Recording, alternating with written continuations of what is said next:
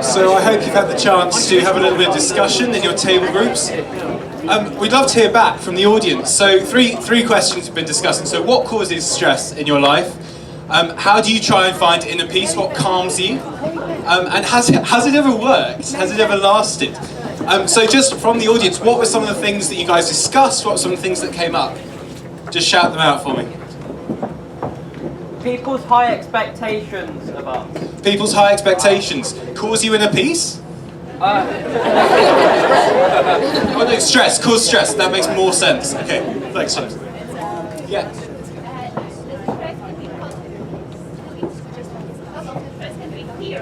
Fear.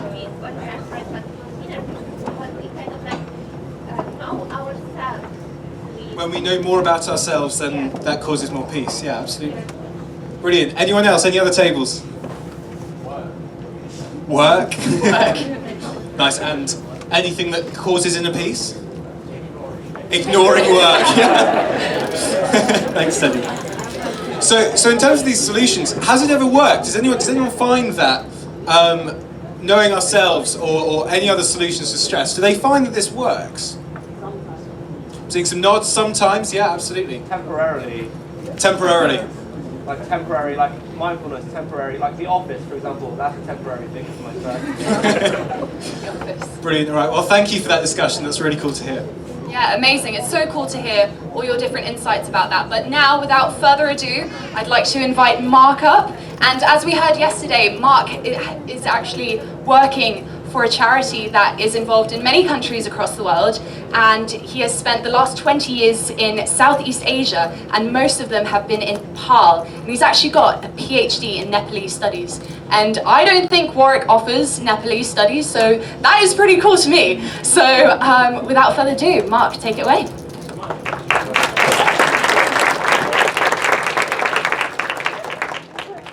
Correction on that. It's not been the last 20 years. I've been back in the UK for 16 years since I was in Nepal, but that's okay.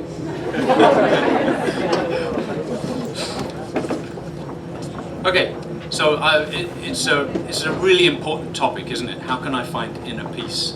And some of the responses that we heard, I think, are very common. On the table I was with, a number of people said it's the expectations that people have of us, or even that we have of ourselves, create turmoil, create stress for us.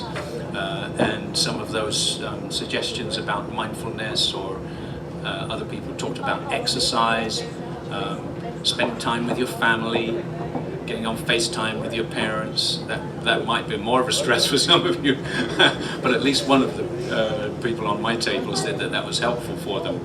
And it's good to find ways, isn't it, to reduce stress, even though people say that basically stress is quite important for us to get things done. But it's important not to allow stress to overwhelm us, isn't it? And let me say, I'm not a doctor or anything, but if you are really struggling with stress, let's share it with somebody, because that's not something that you should be struggling with by yourself. But we're going to be looking at a story in a minute in the life of Jesus, which deals with somebody who was more stressed than any of you or I have probably experienced. Now, our stresses we may have experienced over the last couple of years because of the pandemic, may have been heightened because of the whole experience that we've had, having to wear a mask, not being able to read people's faces properly, having to be socially distanced, the feeling of isolation that comes from being isolated, and loneliness, and that causes stress too, doesn't it?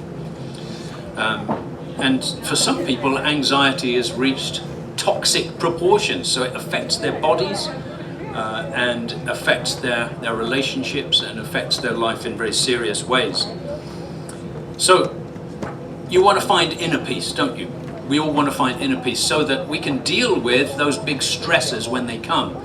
The big stressors like exams looming perhaps, or maybe some of you got essay deadlines that later in the week, knowing smiles I see, and You want to, it's okay to know that there's, you've got work to do, isn't it? But you don't want it to overwhelm you.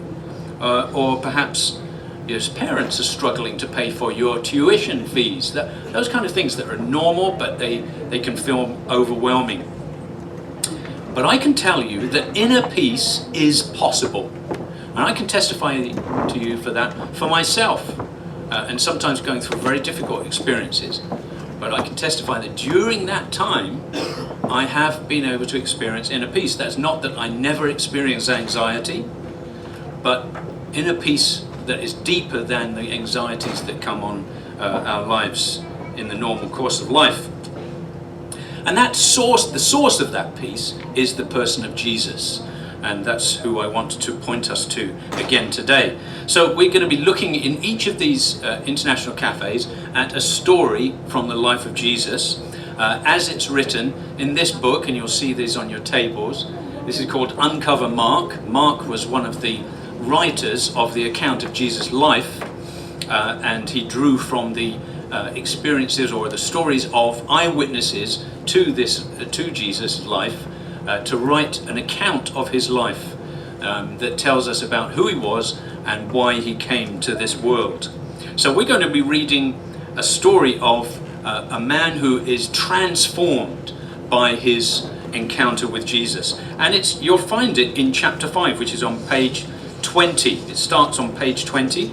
So if you have a copy, you can turn to page 20, and we're going to be reading the first 15 verses. You'll notice that the chapters are divided into small verses, usually a sentence at a time, and those are denoted by those little numbers. So I'm going to read, and you can just follow along, starting on page 20, then halfway through the page where it says 5. They, that is Jesus and his disciples, went across the lake to the region of the Gerasenes. When Jesus got out of the boat, a man with an impure spirit came from the tombs to meet him. This man lived in the tombs, and no one could bind him anymore, not even with a chain. For he had often been chained hand and foot, but he tore the chains apart and broke the irons on his feet. No one was strong enough to subdue him. Night and day among the tombs and in the hills he would cry out and cut himself with stones. When he saw Jesus from a distance, he ran and fell on his knees in front of him. He shouted at the top of his voice, "What do you want with me, Jesus, Son of the Most High God? In God's name, don't torture me." For Jesus had said to him, "Come out of this man, you impure spirit." Then Jesus asked him, "What is your name?" "My name is Legion," he replied, "for we are many." And he begged Jesus again and again not to send them out of the area. A large herd of pigs was feeding on the nearby hillside. The demons begged Jesus, "Send us among the pigs, allow us to go into them." He gave them permission, and the impure spirits came out and went into the pigs. The herd, about 2,000 in number, rushed down the steep bank into the lake and were drowned. Those tending the pigs ran off and reported this in the town and countryside, and the people went out to see what had happened. When they came to Jesus, they saw the man who had been possessed by the legion of demons sitting there, dressed and in his right mind, and they were afraid. Now, if you want to read the rest of that story, you can take this away with you. But let me make 3 comments on this man from this verse 15. That's the last verse that we read. He was sitting there, dressed and in his right mind. So I want to argue here that there are 3 things that this encounter with Jesus made in his life, differences that made in his life. 3 things that Jesus does to him.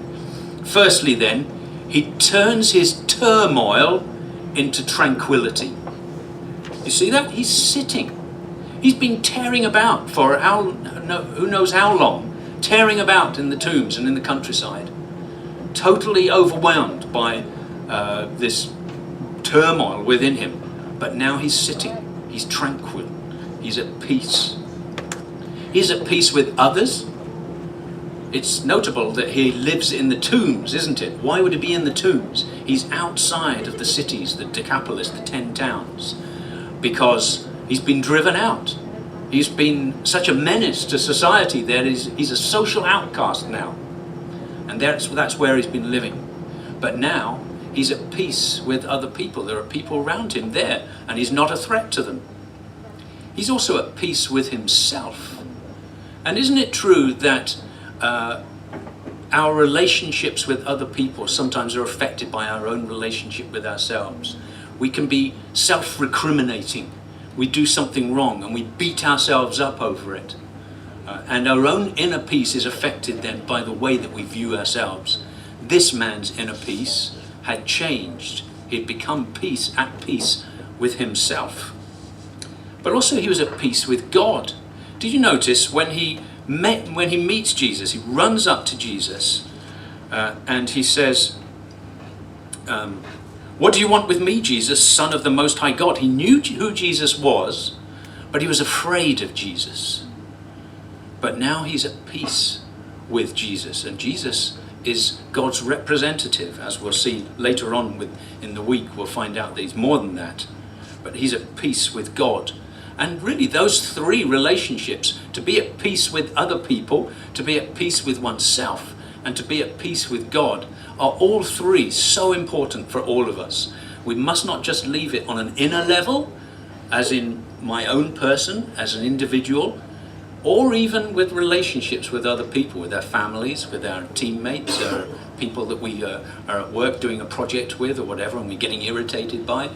But it's a thing that's a vertical thing as well with God. So he's at peace because his turmoil has been turned to tranquility. The second thing is that Jesus has turned his disgrace into dignity. I'd like to spend more time on this, but I don't have time. But clearly this man is not ashamed. He's not been ashamed, or at least apparently not been ashamed, of the fact that he's been tearing around the countryside completely stark naked. But now here he is. He's not only sitting, but he's clothed. Something really seriously radical has happened to this man through this experience that Jesus has had with him in casting out these demons. And it's interesting here that Mark doesn't try to argue about the existence of demons. He assumes them, that there are these evil spirit beings who sometimes come and inhabit people. And also, I would say, it's important to say this, that Mark and the Bible are not saying that everybody who suffers from anxiety is possessed by evil spirits. But it can happen. And in this case, of course, we have an extreme example where this man is inhabited by thousands of impure spirits who are inhabiting him in order to harm him, and not only harm him, but harm everyone else as well. But this man's disgrace has been turned into dignity. And shame is a massive cause, I think, of a lack of peace in our lives. Do you feel that? Have you experienced shame in your life? Perhaps, they say there's a difference between guilt and shame, because we feel guilt when we've done something wrong. But shame is when we think there's something wrong with ourselves, that we are at fault, that we are a failure. And sometimes we can feel that, can't we? If we perhaps failed our exams and we need to come and retake a year or something like that. This man was ashamed, but his shame had been changed to disgrace into dignity. Monica Lewinsky, who you may know was the intern who had a relationship with Bill Clinton while he was the president, was deeply shamed by the media while all that was being publicized. And this is what she said in a later interview just recently. She said, "I felt like every layer of my skin and identity were ripped off of me. It's a sort of skinning. You feel incredibly raw, but I also feel the shame sticks to you like tar." And I think many of us could experience some degree of that because of some sense in which that we failed. And no doubt this man had experienced something like that. But this encounter with Jesus had turned his disgrace into dignity. And finally, the encounter with Jesus had turned his confusion into clarity. He thought that Jesus hated him, that Jesus was merely going to judge him and condemn him. What do you want to do with me, Jesus, Son of the Most High God? It was an approach of fear. But that's not how it turned out. And his wrong conception of God, his wrong conception of Jesus, affected his life. And surely this is true, isn't it? That if we have false ways of thinking, that can lead to a lack of inner peace. If I believe a lie, then that can lead to a lack of inner peace. So this man's thinking was false, but it was also fruitless. And that's what happens when we believe a lie, when we believe things that are not true. It can lead to a fruitlessness in our life, a lack of imagination even, and a lack of ability to be able to produce something that's really beautiful. This man's life was false, his thinking was false, fruitless, and also frustrated by his own inner turmoil. But Jesus has turned his confusion into clarity. So that's just to briefly to open up that story of how Jesus met this man and gave him inner peace. And the lesson I think we can learn from that is that an encounter with Jesus can give us inner peace that lasts. Whereas so many of the things we do, exercise or meditation or whatever, can help for a short time, knowing Jesus can make a radical and long-term effect on our lives to give us inner peace. So thank you for listening, and do come along to other cafes during the week. Thank you.